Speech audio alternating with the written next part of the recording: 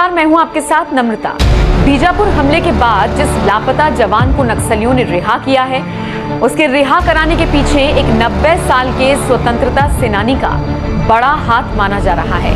अपनी इस स्टोरी में हम आपको विनोबा भावे के शिष्य कहे जाने वाले इस शख्स की पूरी कहानी सुनाएंगे। हम आपको बताएंगे कि आखिर क्यों इस बुजुर्ग इंसान को बस्तर का गांधी कहा जाता है।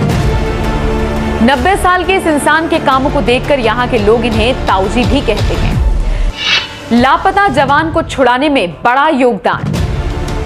दरअसल 3 अप्रैल के दिन जब बीजापुर में सुरक्षा बलों और नक्सलियों के बीच भिड़ंत हुई थी, तब 22 जवानों के शहीद होने के साथ साथ एक जवान लापता भी हुआ था।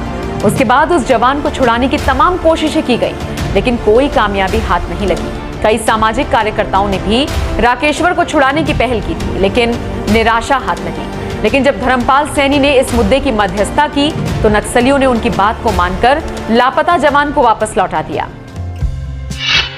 धर्मपाल सैनी का सफर। सबसे पहले आपको बता दें, धर्मपाल सैनी के कामों को देखकर उन्हें बस्तर का गांधी कहा जाता है। धर्मपाल के सफर की शुरुआत करीब 60 के दशक में शुरू होती है। ये कहानी तब की है जब वो विनोबा भावे के शिष्य हुआ करते थे।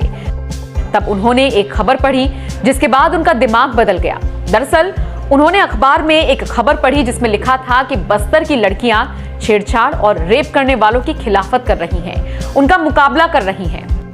बस लड़कियों की यही बहादुरी उस वक्त के युवा धर्मपाल के दिल में घर कर गई। धर्मपाल को लगने लगा बस्तर के युवा बहुत बहादुर हैं, बस उन्हें सही मार्गदर्शन की जरूरत है। तब धर्मपाल ने बस्तर के युवाओं को सही दिशा देने के लिए अपने गुरु से बस्तर जाने की अनुमति मांगी।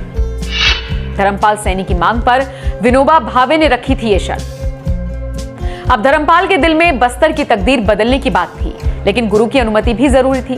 धर्मपाल की इस मांग के बाद विनोबा भावे ने उन्हें बस्तर जाने की अनुमति तो दे दी थी, लेकिन एक शर्त के साथ। शर्त थी कि अगर धर्मपाल बस्तर जाएंगे तो फिर अगले 10 सालों तक बस्तर से कहीं नहीं हिलेंगे।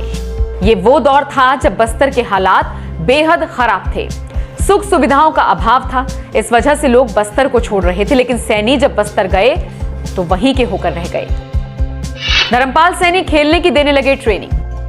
बताया जाता है कि जब धर्मपाल कॉलेज में थे, तब वो शानदार एथलीट हुआ करते थे। वर्जिश करना धर्मपाल की रोज की आदत में शुमार था। धर्मपाल जब बस्तर आए तो उन्होंने देखा कि यहाँ के छोटे बच्चे भी बिना थके कई किलोमीटर तक दौड़ जाते थे। लगातार काम करने के बाद भी यहाँ के युवा कोई शिकायत नहीं करते थे।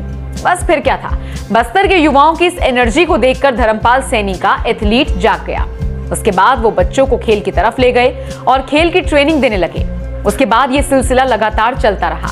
आज बेशक धर्मपाल सिंह 90 बरस के हों, लेकिन वो आज भी स्पोर्ट्स में हिस्सा लेने वाली छात्राओं की ट्रेनिंग और डाइट का ख्याल रखते हैं।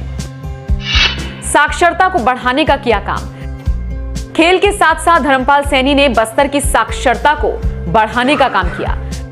पहले जिस बस्तर में लोग ना के बराबर पढ़ते थे, साक्षरता का ग्राफ महज 10% के आसपास रहता था। धर्मपाल सैनी के अथक प्रयासों के बाद बस्तर की साक्षरता का ग्राफ बढ़ता चला गया। साल 2018 के आंकड़ों के मुताबिक बस्तर में साक्षरता का ग्राफ 53% हो गया है। एक वक्त में पिछड़े हुए इस इलाके के कई बच्चे अच्छे प्रशासनिक पदों पर बैठे हुए हैं। धर्मपाल सिंह के इन प्रयासों की वजह से उन्हें साल 1992 में पद्मश्री अवार्ड से सम्मानित किया गया। साल 2012 में द वीक मैगजीन ने सैनी को मैन ऑफ द ईयर चुना था। और अब जिस तरह से मुश्किल हालातों में धर्मपाल सैनी ने कोबरा कमांडो की रिहाई कराई है, उससे ये साफ पता चलता है कि धर्मपाल सैनी की इज्जत केवल बस्तर के लोग ही नहीं, बल्कि नक्सली भी उन्हें पूरा सम्मान देते हैं। यही वजह है कि तमाम कोशिशों के बाद जब धर्मपाल सिंह इस मामले में आए तो नक्सली मान गए और कोबरा कमांडो राकेश्वर सिंह को छोड़ दिया। तो आपका धर्मपाल सिंह के जीवन पर क्या कहना है, कमेंट करके हमें जरूर बताएं।